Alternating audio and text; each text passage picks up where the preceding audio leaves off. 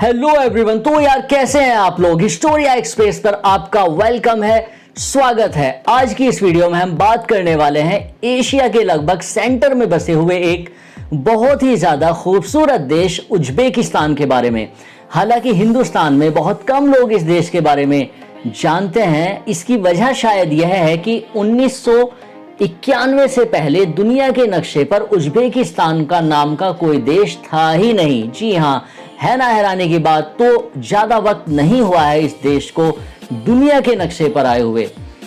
इस देश के शहरों के बारे में हम बात करेंगे। देश की सैर भी आप घर बैठे करने वाले हैं। बहुत ही खूबसूरत वीडियो होने वाला है। इस शहर से जुड़े हुए कुछ दिलचस्प तथ्यों के बारे में हम बात करने वाले हैं। पहली बार अगर आपका आगमन हुआ है हमारे चैनल हिस्टोरिया एक्सप्रेस पर, तो आपसे विनम्र अनुरोध है, गुजारिश है, चैनल को सब्सक्राइब जरूर कीजिएगा, जिससे हमें मिलता रहे मोटिवेशन। और बेल आइकन पर क्लिक करके ऑल पर क्लिक कर दीजिएगा, जिससे आपको मिलती रहेंगी नई नई वीडियोस की नोटिफिकेशन। इतिहास से जुड़ी हुई और दुनिया के बेहतरीन शहरों से जुड़ी हुई और भी अच्छी और बेहतरीन वीडियोस अगर आप देखना चाहते हैं तो यह चैनल बिल्कुल आपके लिए है। ऊपर आई बटन पर क्लिक करके आप उन वीडियोस को देख सकते हैं। तो चलिए यार, आज की वीडियो शुरू करते हैं और देखते हैं कि आज की वीडियो में आप लोगों के लिए क्या है।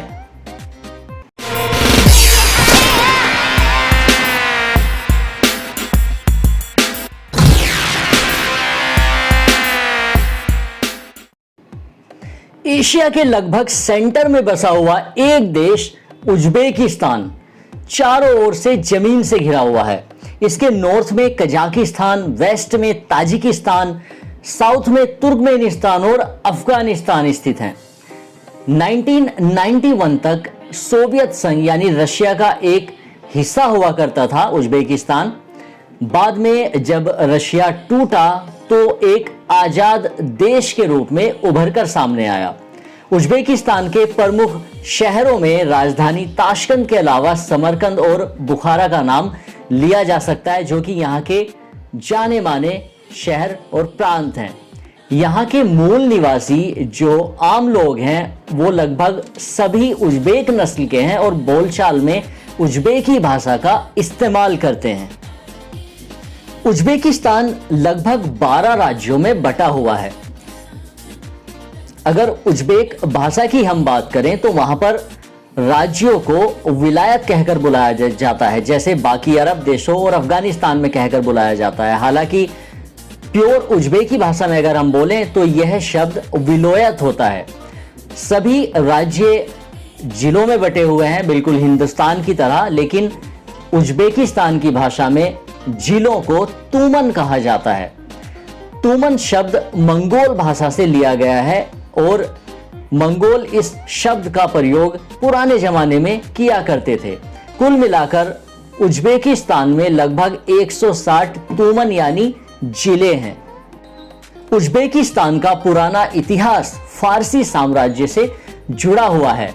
इस एरिया को 4वीं शताब्दी ईसा पूर्व में फारसी राजा सिकंदर द्वारा जीता गया था, जिसके बाद यह एरिया लंबे समय तक फारसी साम्राज्य का हिस्सा बना रहा।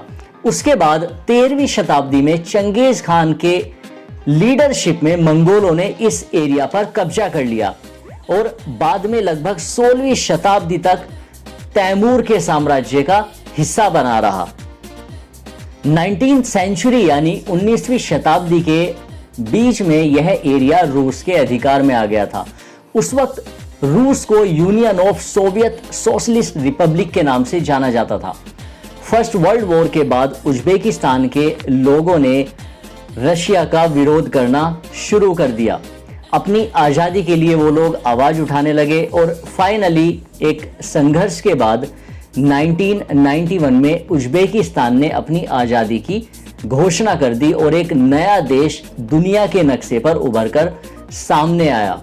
1991 से लेकर 2016 तक उज्बेकिस्तान पर राष्ट्रपति इस्लाम करीमोव का शासन रहा। उज्बेकिस्तान के बारे में एक बात बड़ी मशहूर है, वहां की संस्कृति और परंपरा में बड़ों का आदर प्राचीन समय से चला आ रहा है। बचपन से बच्चों को यह बताया जाता है कि अपने परिवार के बड़े बुजुर्गों का आदर करना बेहद जरूरी है और इस बात से किसी तरह का कोई समझौता नहीं किया जा सकता। जिस तरह से हिंदुस्तान में जब दो लोग आपस में मिलते हैं तो वो एक दूसरे से हाथ मिलाते हैं, ठीक उसी तरह उज्बेकिस्तान में भी जब दो पुरुष आपस में मिलते हैं तो वो एक दूसरे से हाथ मिलाकर अपना अभिवादन करते हैं। लेकिन महिलाओं से हाथ मिलाकर अभिवादन करने की परंपरा इस देश में नहीं है। जब कोई पुरुष किसी महिला से मिलता है तो वो अपने दाहिने हाथ को अपने दिल पर रखकर उसको बधाई देता है, अभिवादन करता है। ठीक वैसे ही अगर आप अर्तुगरुल सीरियल के फैन हैं तो आपने उस सीरियल में अक्सर देखा होगा कि वो लोग जब आपस में मिलते हैं तो अपना दायां हाथ अपने दिल पर रखकर अभिवादन करते हैं। ठीक वैसे ही वहां पर भी किया जाता है। इस देश की रहने वाली अधिकांश नागरिक जनसंख्या उज्बेक लोगों की है और देश की जो आधिकारिक भाषा है वो उज्बेक है। दूसरी सबसे ज्यादा बोली जाने वाली भाषा रशियन लैंग्वेज है और इस देश में अगर हम कम्युनिटी की बात करें तो सुन्नी मुसलमानों की आबादी सबसे ज्यादा है और यह लगभग 80% से भी ज्यादा है। उज्बेकिस्तान की नेशनल डिश यानी राष्ट्रीय भोजन पालोव है, जिसे प्लोव नाम से भी जाना जाता है। इसे बनाने में मटन, चावल, प्याज और गाजर का इस्तेमाल किया जाता है। पालोव को लेकर उज्बेकिस्तानी लोगों का ऐसा मानना है कि इस डिश की जो खोज थी वो सिकंदर के एक रसोइये ने की थी। उज्बेकिस्तान की इकोनॉमी की अगर हम बात करें तो 2015 में लगभग 8% तक का उछाल आया था। फिर भी यह देश एशिया में सबसे कम विकसित और सबसे गरीब देशों की सूची में आता है।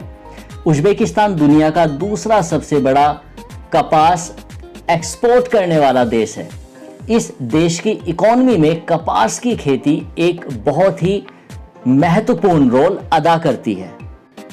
उज्बेकिस्तान के पास दुनिया का चौथा सबसे बड़ा सोने का भंडार जमा है।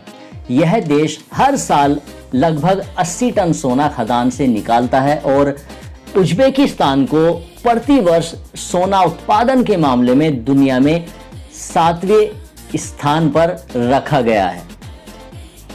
उज्बेकिस्तान एक लैंडलॉक्ड देश है। लैंडलॉक्ड देश का मतलब होता है जो हर दिशा से किसी ना किसी देश से घिरा हुआ होता है। नॉर्थ में कजाकिस्तान, साउथ वेस्ट में ताजिकिस्तान, नॉर्थ वेस्ट में किर्गिस्तान है और इस देश के साउथ में अफगानिस्तान और साउथ वेस्ट में तुर्कमेनिस्तान भी मौजूद है। उज्बेकिस्तान की सबसे बड़ी बदकिस्मती यह है कि यह दुनिया के एक ऐसे एरिया पर बसा हुआ है जहां पर बारिश लगभग ना के बराबर ही होती है और यही वजह है कि इस देश में पानी की बहुत भारी कमी है। इस देश का सबसे लोकप्रिय खेल सॉकर और टेनिस है। इसके अलावा यहाँ की जो युवा जनरेशन है वो साइकिल चलाना, मुक्केबाजी, कुश्ती और जिम्नास्टिक जैसे खेल भी पसंद करती है। उज्बेकिस्तान की राजधानी ताशकंद इस देश का सबसे बड़ा शहर है और देश का इकोनॉमिकल और पॉलिटिकल सेंटर भी है। ये शहर इंटरनेशनल हवाई अड्डा, बस सेवा, मेट्रो सेवा जो जरूरी है लोगों के लिए आज के वक्त में इन सारी सुविधाओं से पूरी तरह से लैस है। उज्बेकिस्तान में कानून को बहुत सख्ती से लागू किया जाता है और कानून तोड़ने वालों को सख्त सजा भी दी जाती है। उज्बेकिस्तान में 20 साल से कम उम्र के लोगों को ड्रग्स, तंबाकू या फिर शराब का इस्तेमाल करना महंगा पड़ सकता है क्योंकि उसे क्राइम के दायरे में रखा गया है, जिसके लिए अच्छी खासी सजा दी जाती है। पब्लिक प्लेस पर फोटो खींचना भी यहाँ पर जुर्म माना जाता है। इस देश की कुल जनसंख्या लगभग 3 से 4 करोड़ के बीच में है। तो यार आज की वीडियो में बस इतना ही। चैनल अगर अभी तक सब्सक्राइब नहीं किया है तो प्लीज चैनल को सब्सक्राइब कर लीजिएगा।